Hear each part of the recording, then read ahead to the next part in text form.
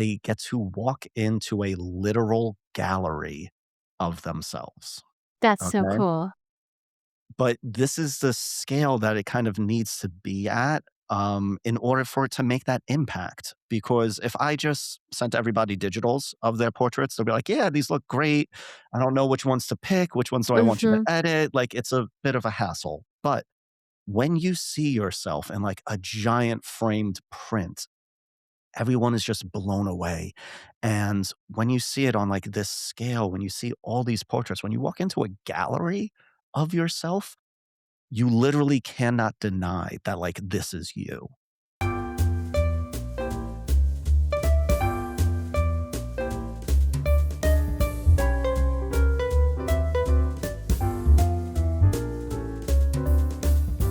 Today on Five Flavors of Happiness, we're talking to a man whose lens doesn't just capture beauty, it reveals truth, worth, and the parts of ourselves we've forgotten how to see.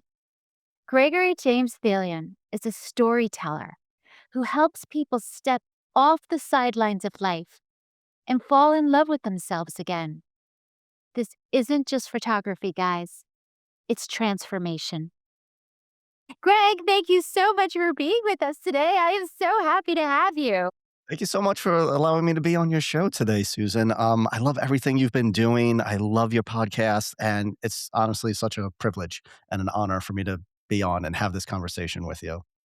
Oh, thank you so much. That You're was so welcome. kind and sincere.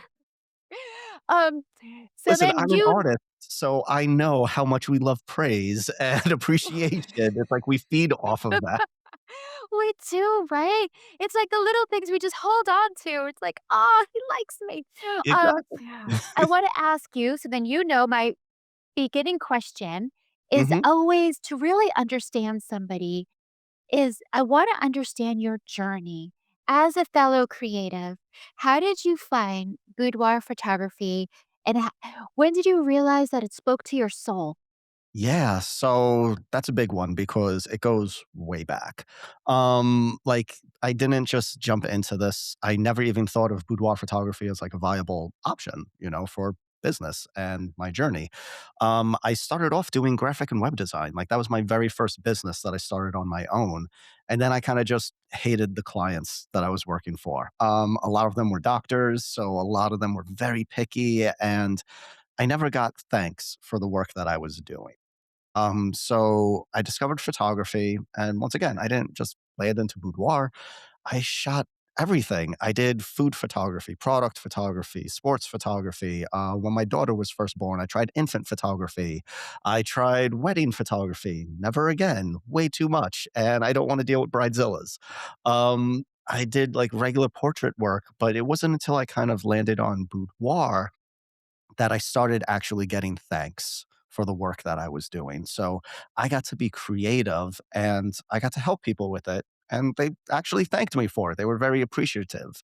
And it wasn't until I had a couple of clients where over the years I've been refining my process and it started really making an impact on their lives. So much more than just, oh, I look beautiful, or now I have all this confidence. It was actually life altering for a lot of them. And that's when it really hit me. And that's when I really started to figure out like, this is so much more powerful than just photos. Because at the beginning, when I started getting into this, I would hear other photographers say how boudoir was life changing for their clients. And this was like over like a decade ago. So I was just like, that's BS. I don't believe that. Like, how could it be? How could it be life changing from a photo? And it wasn't until I started doing it. And then I realized that it wasn't just the photo that like caused them to have this life changing moment, change the direction of their lives. What was really happening was the photo was essentially changing their self perception. So when you change someone's self perception, if they go from a perception of lack, not enough, to now, I am more, I am capable, I am worthy, that's where the real change happens. So, over like the past decade, I have been making tweaks and changing my entire process. And I created like a 3-day experience for my clients because that's what gets to that point where when you're looking at the portrait, you're really seeing like the inner you. You're seeing that voice that's inside of you. And when you see that, that's powerful. But that's courageous and that's Yes, hard. it And is. I feel like there's so many of us women who have this because a friend of mine, she did Mhm. boudoir photography. Uh-huh. And I just thought, oh, well, I'm not good enough for that. Or, oh, that's only if you're like 19 or 22 and you're gorgeous because we have this deep sense of unworthiness. So, how do you help women who are feeling that way and really would love to do this, but are so scared? How do you help Yeah. them overcome that? So this is where my day one is super important. Okay. Because day one is an in person consultation that I do with my clients, but it goes even deeper than that because I created an exercise that I call the personality reveal. And what this is, it sounds a little scary or intimidating at first, but what it really is, it's just a guided introspection exercise that I run everyone through. And when we do that, first, it's very illuminating for my clients because they tend to learn so much more about themselves than they ever realized. So it's like you get to speak your truth. You get to speak about your strengths and who you really are. And it's super important for me to learn all of that because now I know what to capture, you know? So Mm. it's like day two is like the actual portrait session. So this kind of what's the word I'm looking for? It just enlightens everything and it gets us more creative. Like I had one client who told me how she suffered from fibromyalgia. Okay. So she has random pain shooting throughout her entire body. That's the Oh, way she God. described it to me. Exactly. But at this point in her life, she's learned to kind of accept it because she knows that there's no cure, you know, so it's just treating it as it kind of comes. But she explained to me, and the way she just spoke, how like she said she became accepting of it. I wanted to do something creative with her about it. So together we came up with this concept where we wrapped her up in string lights. So little tiny string lights throughout her entire body. And we had her posed in like this sitting down, embracing pose. So it essentially created that image of her embracing that fibromyalgia. That is beautiful. That's art. It is, and that became, like, that moment for her, you know. Because listen, if it was just, like, a regular boudoir shoot, which we still did for her, you know, she still wanted Sure. to look sexy, she still wanted to look Right, of desirable, course, who doesn't? but it was like that one piece, was so meaningful for her, so it was like she got that frame, she looks at that every day, and it just makes her feel like herself, and it's solidified like that new direction for her, that acceptance of it. And she carries that with her every day when like she wakes up and she looks at that portrait. And I do this on so many other occasions for like so many other clients. But even for somebody, you know, getting back to like your original question, somebody who's just intimidated by it, who feels like, Mhm. oh, I can't look that way. Right. First of all, anyone can, okay? All it is, the secret recipe, I'm willing to spill the beans on this. All it is good hair, makeup, and lighting, and posing too, okay? Once you have all those things nailed down, you'll look amazing. But I want to go deeper than that for my clients. It's so much more than just like the aesthetic beauty. It's really getting to your inner beauty and shining a light on that and really capturing that for everybody. It takes much more time, it takes much more effort, but that's why, like, I was sold on it being, like, a life-changing experience for people, so I ended up having to create that experience for people because what I saw what other photographers were doing, they would just run their business like a mill, churn out Right. as many clients as they can, and everyone's kind of getting, like, the same thing. So, listen, for business, really good. They make bank, they're doing, like, really good, but I felt like they lost touch with what the actual meaning was behind this Right. experience. So I wanted to make things more difficult on myself and make But but, it's like, more really soul dig deep. aligned. It really is, but it's like I really had to dig deep, and I had to essentially do this for myself first. I do this for other guys as well, but I didn't even think about men. Oh my god, how sexist am I? I'm so sorry. no, you're not. But like, here's the thing: it actually has nothing to do with being sexist or not. It's just women seem to get it more than men do. And by that, I mean they understand the deeper meaning behind it. Most guys don't, sadly. They're just like, oh, it's just pictures. Like, that's even where I started off. It was just like, oh, it's Right. pictures. Like, what the hell? But it took me a while to figure out it's like, no, it's so much deeper than that. It resonates a lot more with women. So that's why, like, essentially, like 98% of my clients are women. But for guys too, I never liked the way that I looked when I was growing up. I was always picked on. I was always called names, like all these other things. So it wasn't until I started taking decent photos of myself that I was like, oh, damn, like I'm actually pretty handsome. I got this.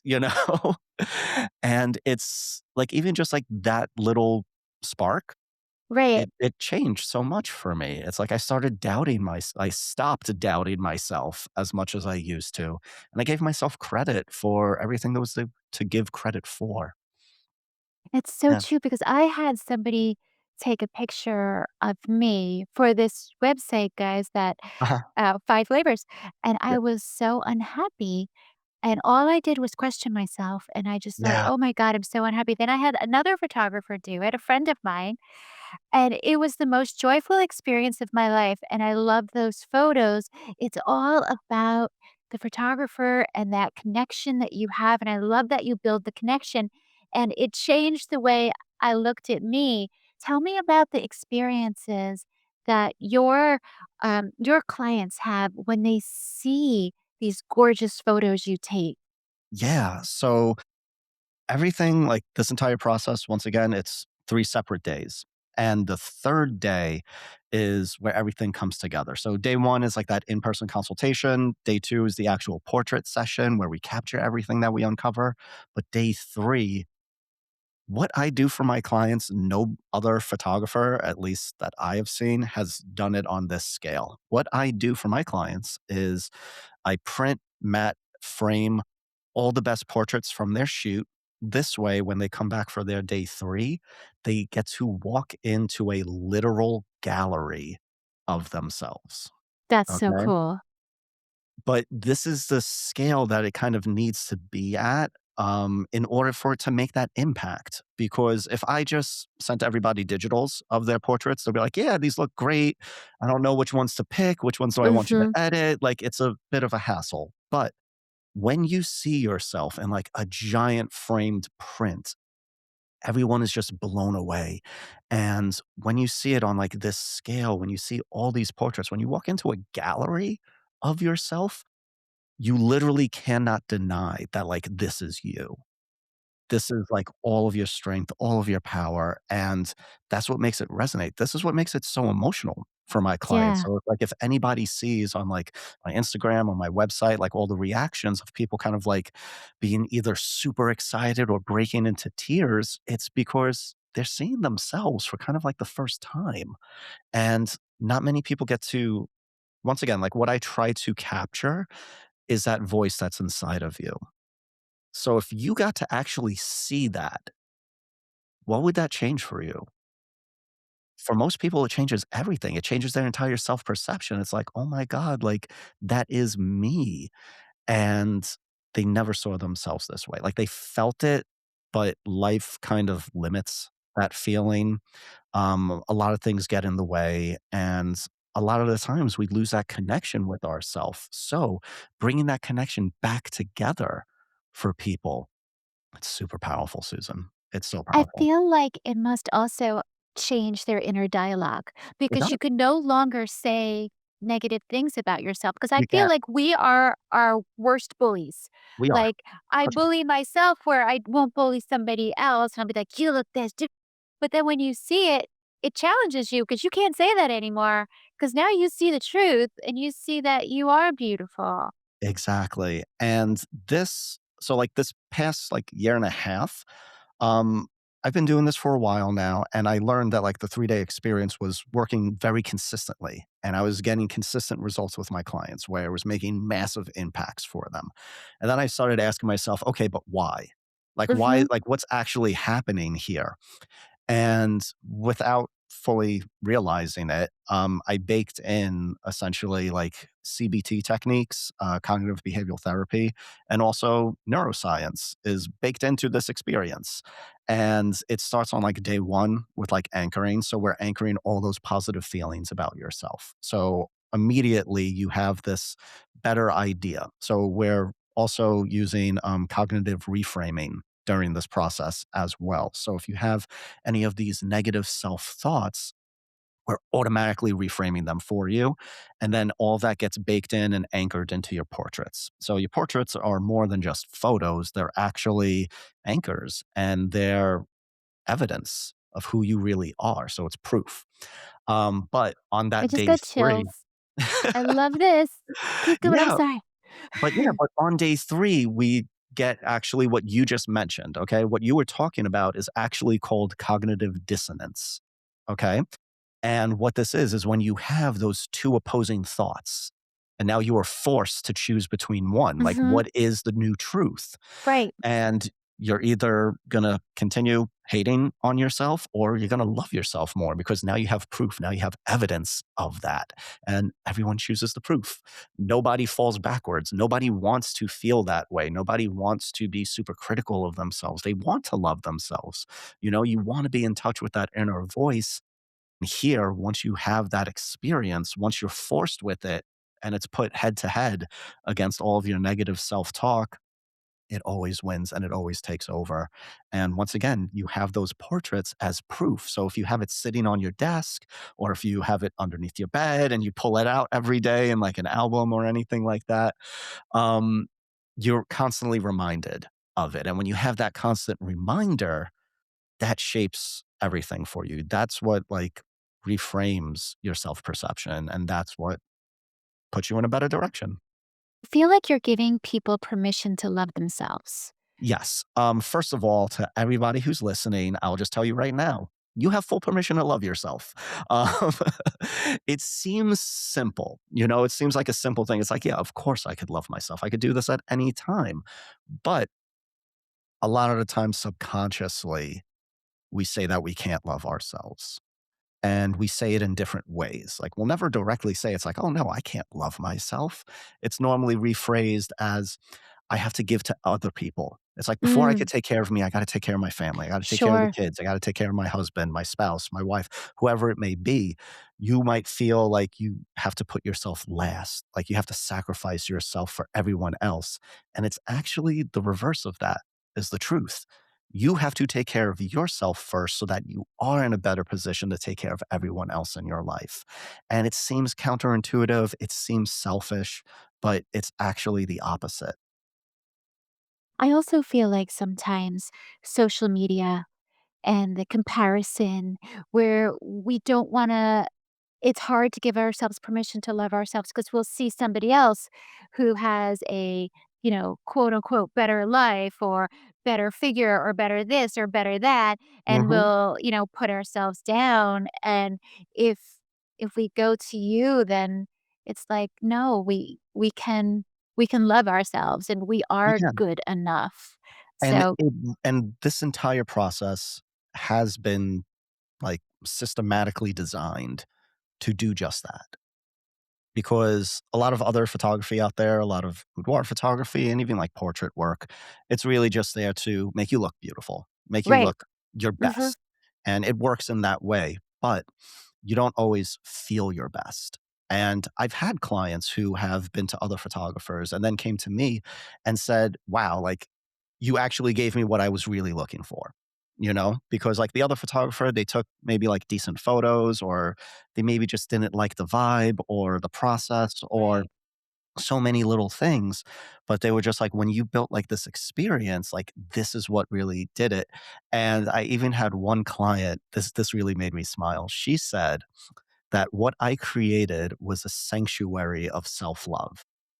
Oh, that's so beautiful. It was, but I also felt at the time that it put so much pressure on me. 'Cause I was just like, "Damn, like, that is so much." But that's what I've been striving to do, and that's how I've been changing my process, adding little things here and there to really make it that for people, because that's what people really want, whether they Yeah, admit it or not, you know? It's just one of those things that we're constantly telling ourselves we need, like, all these other things, but you really need to look inward more. yeah, That's when, like, your truth comes out. right, like, it's not the shirt that's gonna make you feel good It's not. or the And pants. and it's funny that you mentioned that because, it's not for everybody, but for certain clients, I do fine art nude photography for them. And what I learned with that is it's super powerful because it is just you. It is just God, you. yeah. It is just your body. So you literally have like no excuse to say like, yeah, I look good in there, but it was really the makeup or it was really the outfit. It was really just Sure. the way the dress looked. That's what made me look beautiful. It's like, no, when it's fine art nude, it's like, that's you. That is 100% you. And people have such a huge emotional connection to that. And that's why I love doing that for people. But once again, it's not for everybody. I don't do it for anybody for everybody. It's whoever's just comfortable with that. So, And yeah. I wanna ask you about the people who are listening, Mhm. who are not near you. Yes. Um, what is some steps that they can take? Because a Mhm. lot of times people have a hard time looking in women have especially have a hard time looking in the mirror in their bra and panties Yes. because we're so critical. Yeah. So, what are some steps that our listeners can take so they can start, looking at themselves in the mirror and seeing who they really are rather than all the negative self talk? Yeah. So before you ever get back in front of the mirror, you have to start doing like introspection work. And you have to essentially reframe all of these limiting beliefs that you have about yourself, even the very most popular one of I'm not good enough. You have to reframe that. And I actually created a guide called, it's a mouthful, but reframing the top 12 self-limiting beliefs guide. Okay. If you don't mind, I'll give you the link. You could share it in like the Yeah, show notes and absolutely. everything.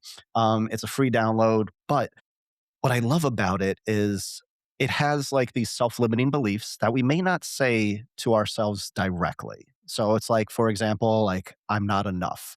We might not say that out loud. We may not say that directly to ourselves, but we feel it in some way. And in this guide, it also shows you like the different ways you might be saying it to yourself.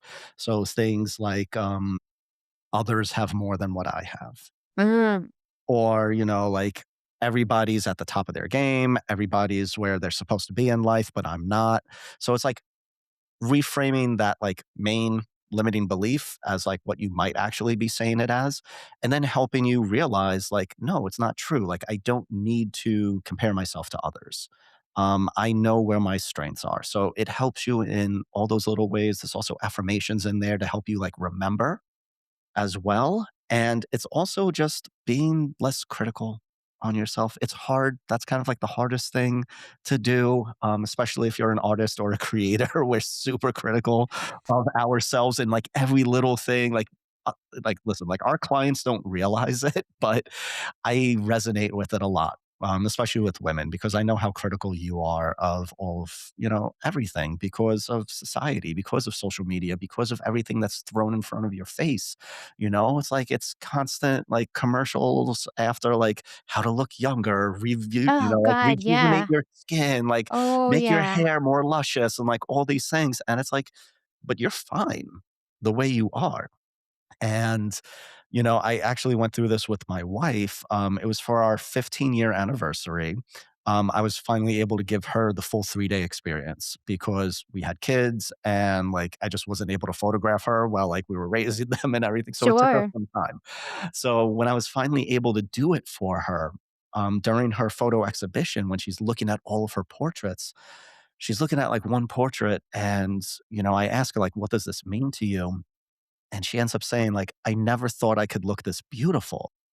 And then, Oh, like, she started to tear up, so I had to, like, stop the recording, but I told her, I'm like, "But this is how I always see you," oh, you that's so know? beautiful. but this is also the truth. For a lot of people who are in relationships. So, are you married, Susan? Yes, You're married, yeah. happily. Well, I am sure your husband will tell you till he's blue in the face how beautiful you are, Wow. how gorgeous you look. Yet when you look in the mirror, you're just like, no, like he just has to say that because he's my husband. Sure. But that's really not the case. Um, Other people do not spot all of the flaws or imperfections that you might pick apart about yourself. Our eyes and our brains actively eliminate and filter things out. So there was also a really interesting Dove commercial from like maybe like a decade ago where they sat women down in front of like a police sketch artist. So it's like they didn't know what they were sitting down for, and like the artist wasn't able to see the person. So like they were behind like a curtain. But what they did, they had the women explain to the artist like, "How do you look? Describe Mhm. yourself," and then he would draw their portrait. But then what they also did was they had these women essentially make friends with other people, and then they had that person describe the woman who was originally sketched, Oh, wow. and it created 2 completely different sketches, Oh my okay? god, I gotta see that commercial. I'll send you the link, and if Yes, you wanna please, include and it I'll in put it in here. the description, guys. Yeah, I was blown away by this, because obviously for, like, the original image that was sketched out, people looked tired, they looked sad, they looked angry, like, they had, like, this really kind of like depressive thought about themselves, and it showed in the sketch. But then when it's like when they had like how they were being described by somebody else, it was much more softer, it was much more nicer, and it's like you could hear the people describing it. It's like, yeah, like I love the way her eyes lit up when she would smile, and like all these things that the original person wasn't talking about. They didn't even Right. consider these things. So it was such an amazing um difference, Yeah. and it was just clear, and it's funny because it's literally what I do. It's just I do it on a massive extreme, and I'm actually doing it through portraits of you. Wow. It is so Yeah, true because I see my girlfriends, and I exactly. see their beauty, like, You all the do, time, and it was even if so they funny. don't. One time I was critiquing myself, and a girlfriend of mine who sits next to me at work, she was like, "Susan, this is a you thing. This is not an anybody else thing. Nobody else Exactly. sees that." Yeah, And I but was like, "Oh, okay, this is a me thing." it is, but it's also crazy how true it is because, like, our eyes and our minds filter out so much. Yeah, So it's like, why is it that we're super critical of ourselves? Why is it that we can't activate that filter for us? And you can if you listen to all those other people who are telling you all these good things about yourself. But it's also hard when you're just hearing it because you're not seeing it. So that's where our portrait work comes into play because now you actually get to see it. And now you actually have that evidence to like back up all these claims of, oh, yeah, I am beautiful. I am amazing. it's like So you're giving them scientific proof. Like, "Here's it the really evidence, is. guys. This is the Exactly. evidence." Exactly. So I wanna ask you, having doing all of this work, Yeah. your view of women has got to be so drastically different now than it was before. So how has it changed you? Honestly, I don't know if it really has, believe it or not, because I've always been empathetic towards women, as I was growing up. I was always the guy friend, never the boyfriend. So I was always listening to everybody's issues and problems, but like I didn't mind it. And it's like once again, like I always saw the beauty in everybody. So I just realized later in life, like this is actually kind of like a superpower of mine. Like, not everybody does this, not everybody acts this way.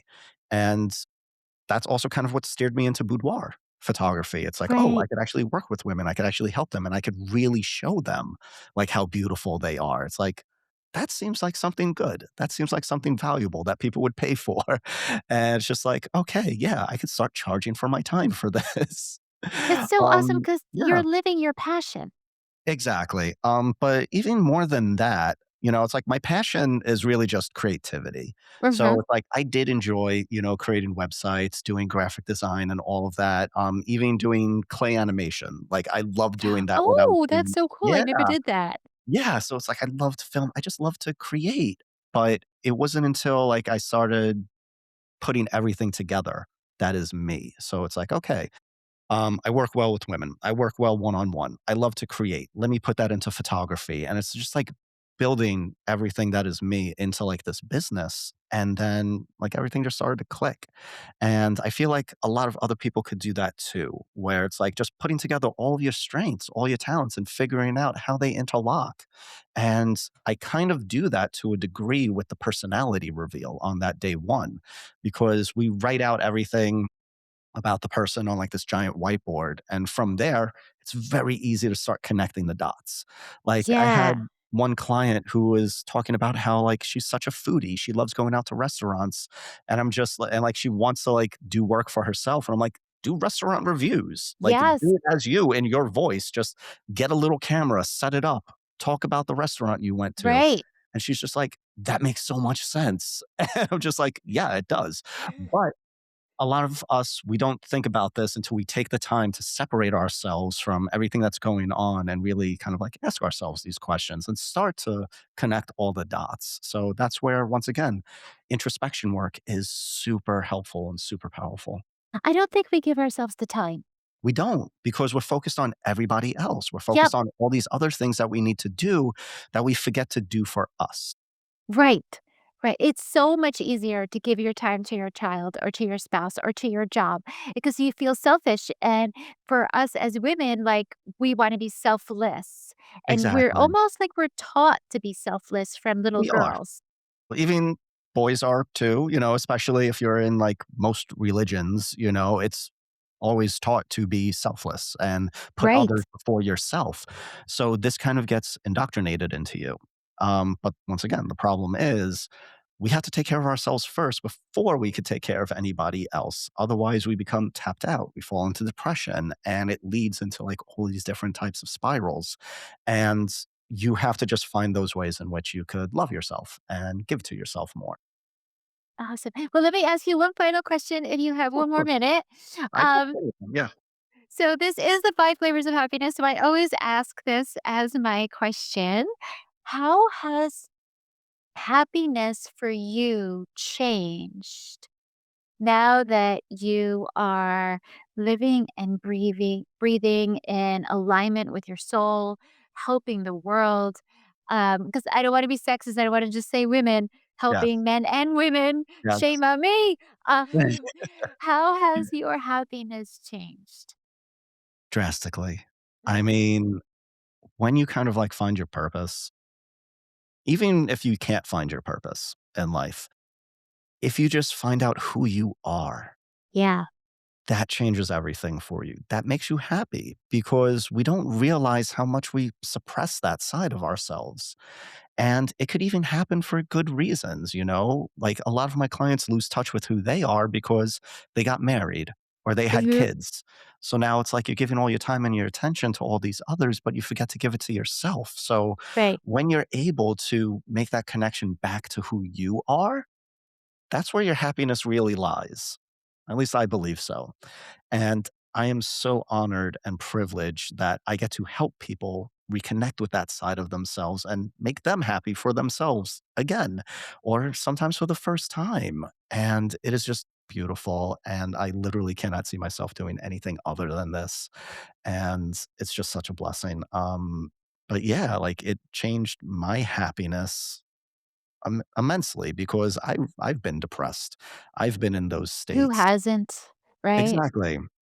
And it's it's much better living happier, Yes, you it know? is. So it's like, okay, so how do we actually get to that? And it's like, take care of yourself, love Mhm. yourself, give to Yep. yourself, do things for And you. forgive yourself. You have to forgive yourself and you have to be less critical of yourself because it's very easy for us to put ourselves down, compare ourselves to other people. And it's just like, oh my God, I'm so old, but this person is so young and has like millions of dollars and like all this fame and fortune that I wish I had. And it's very easy to start like putting yourself down and start thinking that you're not good enough. But the truth of the matter is, you're more than enough. And it's just figuring out what that is for you and taking care of yourself and figuring out who you really are. And it's so true because our journeys are all so different and so beautiful, and, like, you I don't think you would be who you are if you weren't picked on as a kid. Maybe you wouldn't be so empathetic. Like, I feel like our journey, God, the universe, spirit, however you want Mhm. to interpret it, gave us this journey on purpose so we could be right here, me and you, right now, as who Exactly. we are, hopefully Yeah, helping somebody else, you know? 100%. And it's weird when you have that kind of foresight to like look back and see like how things progressed and how you actually improved. And yeah, it's very easy to be critical and say like, oh man, it's like I should have been further along, or I should Mhm. have been like XYZ or in this type of position or have this amount of money in my bank account. But you got to give yourself credit where credit is due. And you got to be like, no, but it's like, I done all these things. It's like all of this has led me up to this point. Yep. And when you change your perception of things, it really changes how you feel about it, you know? So if you do change your perception on your past as being more positive because it puts you where you are, that puts you in a better position. And when you change your perception of yourself, that puts you in a drastically different direction because now you realize all of your worth. You realize all of your strengths and you realize, no, I do got this. And yeah, that changes the course for everybody. Greg, thank you so much for being here today. Guys, Gregory James Photography, check it out. And just so you know, guys, I downloaded his tool book and I shared it with my daughter, and it was such a beautiful experience. It helps you, it helps the next gen. Check him out, check out the tool book. It is absolutely worth it. I hope you can do photography for the rest of your days. You are such a joy. I'm so happy that you found your passion because you're helping so many people in life. So Thank you thank so you much, again. Susan. Thank you for having me on. Take care. Okay, bye guys. And please, if this episode resonated with you, like and subscribe. It helps the channel more than you know. And we will see you next time on the 5 Flavors of Happiness.